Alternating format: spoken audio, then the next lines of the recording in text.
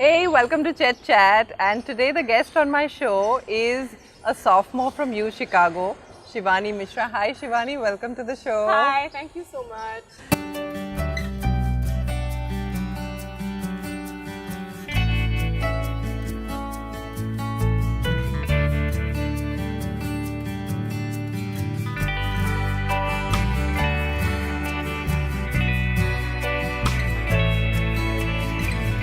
Shivani, the first thing I want to ask you is, U Chicago is known to be this very nerdy, sort of very academically oriented college. And how do you balance your time between the various activities that you're involved in? So to put it into context, U Chicago is notoriously known as the college where fun comes to die. Fun comes to die? Yeah.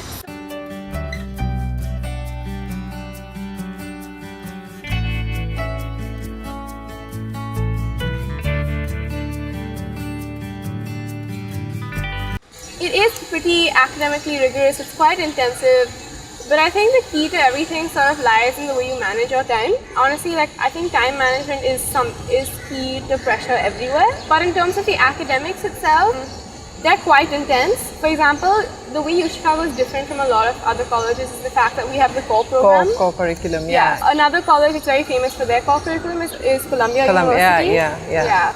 But our core is structured slightly differently. For example, there are about 6 or 7 broad subjects that we need to take, and within them we can make our own choices. So for example, we have to take a humanities sequence, a social sciences sequence, a biological science sequence, a physical sciences sequence, a math sequence, a foreign language, a civilization sequence, and an art sequence. Oh my god, so everyone has to do an art and a biology? Yeah, everyone has to do it, but what's really nice is that they've made provisions for students who aren't majoring in those subjects. For example, I'm not a bio major. Right. I'm going to probably be an economics major, but the bio course I took was on genetics, which is a topic that really interests me. Yeah. And it's an intro course, I'm not going to call it easy. Of course, you have to work for all these courses, but because you have the freedom to choose the courses you want within the core, right.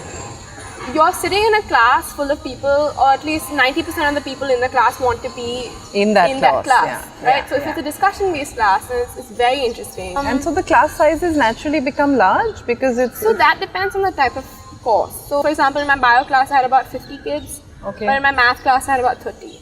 Okay. But then you also have discussion-based courses, which are your humanities and social sciences courses. And those are very small, so they're about 15 to 18 children, so that you can have, fruitful discussions. And in terms of managing your academics, I know for a lot of people, transitioning from a small high school to a college can be difficult in the sense that in high school you get a lot of personal attention from your parents, from your teachers, from faculty, from everyone. So in college, it can be a little difficult in terms of trying to find your own footing and your own bearing, because everything is on you. The onus is on you. If you want to study, it's up to you. You don't want to study, that's also fine. No one's checking and no one's checking tabs. up on you, right? Yeah, nobody's keeping tabs on you, except if you have Indian parents who call you twice every day. I love you, mom and dad. But seriously.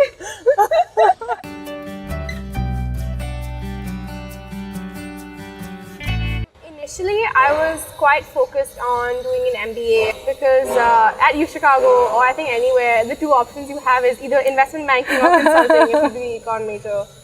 But being at U Chicago has helped me explore a lot of different options. Okay. So for example, I joined a venture capital club on campus known as Midway Ventures, which helps student entrepreneurs get connected to angel investors and venture capital investors in and around Chicago. I mean, we're doing a lot of cool stuff. I didn't really expect myself to get so interested in startups and as involved with startups as I did. But I don't know, that actually seems like a path I can take potentially in the future. And your summer, this summer? Yeah, so I've been interning at a venture capital firm in Bombay known as Lightbox.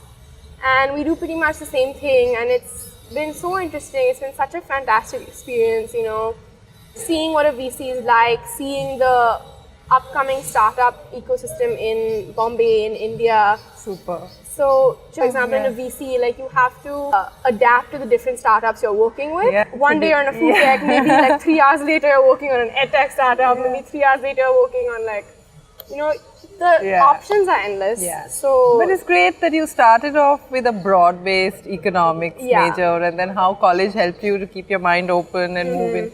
I think that's the beauty of American education. that honestly is.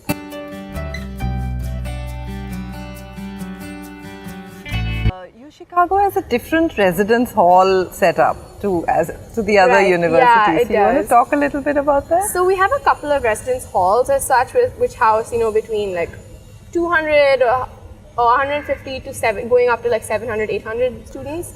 So since we're so many kids, the way U Chicago structured the residence system is that each residence hall is divided into a couple of houses. Okay. So for example, a Hoover house or a May house or an Alpha house, you know, all these houses will stay in the same building. Okay. But the houses are segmented and structured based on the location of the floors or the number of floors or the piece of the building. What's really fun about this house system is that they're basically a family on campus.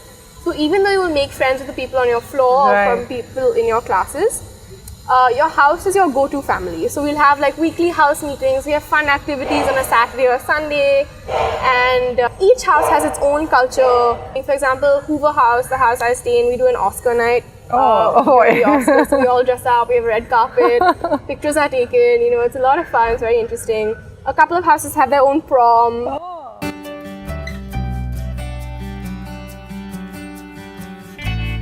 Shivani, I think there is a concern people have about the neighborhood that U Chicago is located in and the safety related to that. So would you want to tell us about it? So yes, U Chicago is located in a recently gentrified neighborhood. It's called Hyde Park. And Hyde Park is towards the south side. We have, you know, quite a high crime rate. But so U Chicago has its own private police force. Okay. They call it UCPD. UCPD. Yeah, they call it UCPD. They're very nice. You know, there's one officer on each corner of every street. So, and we have beacons lining roads, streets, the entire neighborhood. So if you ever feel unsafe, you can go press the button on the beacon. UCPD will immediately pick up, and if you say I'm feeling unsafe, please send me a police escort. A car will escort you all the way home. That said, things can get a little bit unsafe. The best advice that I have received is never travel alone. Okay. So I'm always with a couple of friends, you know, the bigger the group, the better. Yeah. But you know, keeping basic things in mind, like don't walk alone, don't walk in like secluded areas, don't walk with your earphones in, don't, you know, have too much money on you, don't like flash your phone or your iPods around. So I think if you follow those 3-4 basic steps, everything should be fine. And plus the UCPD are great. Yeah, and if they're around all the time, are they sometimes like party poopers? No, not at all. The UCPD are quite cool when it comes to partying. They'll come and warn you, tell you, okay, the Chicago police, the CPD is actually coming, you know, so you need to hide all everything. clear out, to hide everything.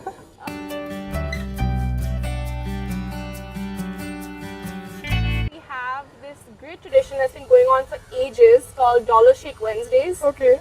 Where every Wednesday, this coffee shop called the Sea Shop in Reynolds Club has milkshakes for $1. Wow. So it's really funny because they start at 11 and they end, you know, at like 11 in the night. So it's open for a solid 12 hours. And every time you enter that cafe on a Wednesday between 11 to 11, it's completely crowded. Another really cool tradition or superstition we have is that every single student will fastidiously avoid the seal. So the seal is a U Chicago Phoenix seal set in bronze or gold, I don't remember, in the floor of the Reynolds Club. And the superstition is that if you step on the seal, you won't graduate in 4 years. Oh, okay. You can graduate in 3, but you just won't graduate in 4. I remember I almost stepped on it once and never again. Now I avoid it with a 10-foot pole. Like I won't touch it at all. I think another really funny tradition we have is called the Polar Bear Run.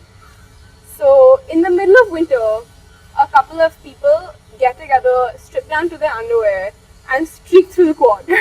These people include students, professors, boys, girls, women, old people, young, you name it. You know, it's like they're like streaking through the quad, and it makes you shiver just watching it happen because it's freezing. It's the peak of winter. You know, it's snowing everywhere.